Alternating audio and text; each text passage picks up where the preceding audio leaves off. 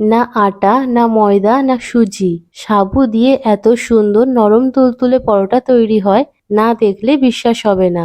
সকালের জলখাবারের জন্য হোক বা বাচ্চাদের টিফিনের জন্য একদম পারফেক্ট রেসিপি।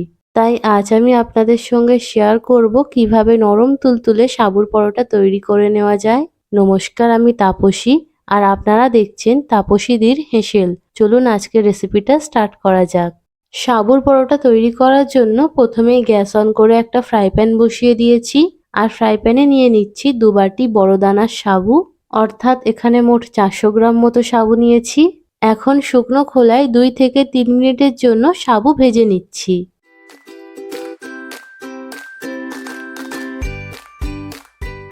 সাবু ভাজা হয়ে গিয়েছে। এখন এটা একটু ঠান্ডা করে একটা মিক্সার জারে দিয়ে দিচ্ছি। এটা কিন্তু পুরোপুরি ঠান্ডা করিনি, সামান্য গরম আছে। এখন সাবুটা একদম মিহি পাউডার করে নেব।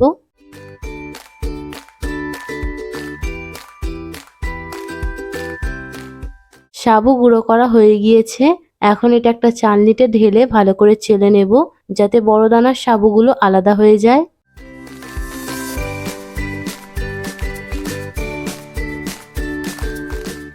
এই যে বড় দানার সাবুগুলো, আপনারা চাইলে এগুলো বাদ দিয়ে দিতে পারেন অথবা মিক্সারে আরও একবার দিয়ে এটা গুঁড়ো করে নিতে পারেন। এখন এতে দিয়ে দিচ্ছি হাফ চা চামচ গোটা জিরে, 1 চা চামচ চিলি ফ্লেক্স, পরিমাণ মতো নুন, 1 চা চামচ চিনি, 2টো মিডিয়াম সাইজের সিদ্ধ আলু গ্রেট করে দিয়ে দিয়েছি আর দিয়ে দিচ্ছি সামান্য তেল। পরোটার ফ্লেভার বাড়ানোর জন্য আপনারা চাইলে এতে অল্প করে জোয়ান দিতে পারেন। এখন সুজির গুঁড়োর সাথে সবকিছু খুব ভালো করে মাখিয়ে নিচ্ছি।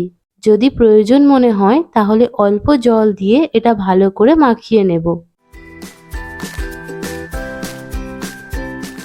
পরোটার জন্য ডো একদম তৈরি। এখন এটা ঢাকা দিয়ে বেশি নয় 10 থেকে 15 মিনিটের জন্য রেস্টে রেখে দেব। 15 মিনিট হয়ে গিয়েছে, ঢাকা খুলে নিলাম। এখন ডো থেকে একটা বড় মাপের লেচি কেটে গোল করে নিচ্ছি। লেচির ওপর থেকে সাবুর গুঁড়ো ছড়িয়ে এটা একটু পাতলা করে বেলে নেব।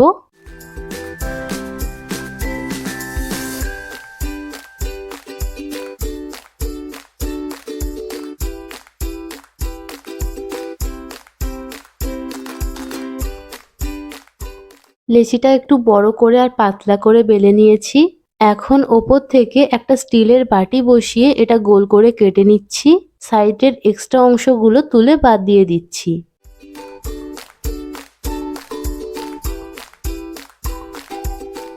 দেখুন পরোটা একদম গোল আর সমান হয়েছে।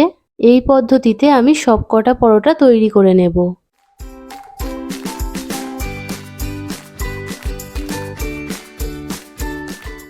যদি কেউ রুটি পরোটা গোল করে বেলতে না পারেন তাহলে এই পদ্ধতিতে একবার বানিয়ে দেখবেন। খুব সহজে গোল করে রুটি বা পরোটা তৈরি করতে পারবেন।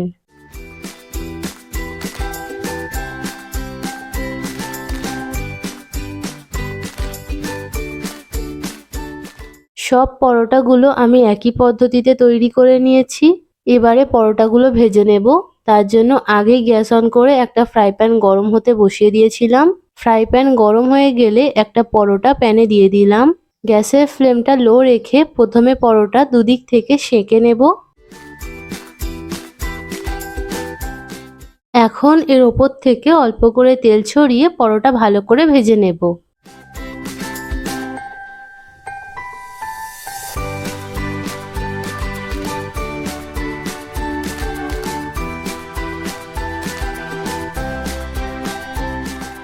উল্টে পাল্টে দুদিক থেকেই পরোটা ভালো করে ভেজে নিয়েছি। দেখুন পরোটায় খুব সুন্দর একটা কালার চলে এসেছে আর পরোটা সুন্দরভাবে ফুলে উঠেছে। এখন এটা একটা প্লেটে তুলে নিচ্ছি। সাবুর পরোটা একদম তৈরি। আপনারা দেখলেন সাবুর পরোটা তৈরি করা কত সহজ। একইভাবে আমি সবকটা পরোটা ভেজে নিচ্ছি।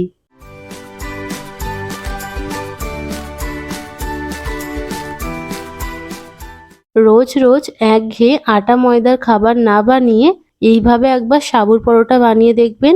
এতটাই নরম হয় পরোটাগুলো, মুখে দেওয়ার সাথে সাথেই মিলিয়ে যাবে।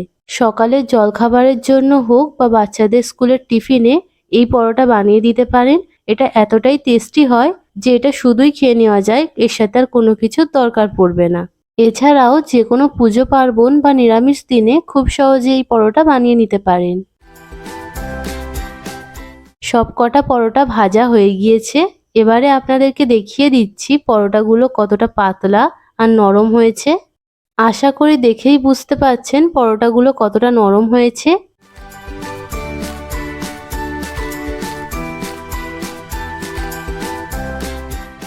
যারা আমার ভিডিওটি ইউটিউব থেকে দেখছেন তারা প্লিজ চ্যানেলটি সাবস্ক্রাইব করে দেবেন, আর যারা ফেসবুক থেকে দেখছেন তারা পেজটি ফলো করে দেবেন। ভিডিওতে একটা লাইক করে দেবেন আর কমেন্ট করে জানাবেন আজকের সাবুর পরোটার রেসিপি আপনাদের কেমন লাগলো।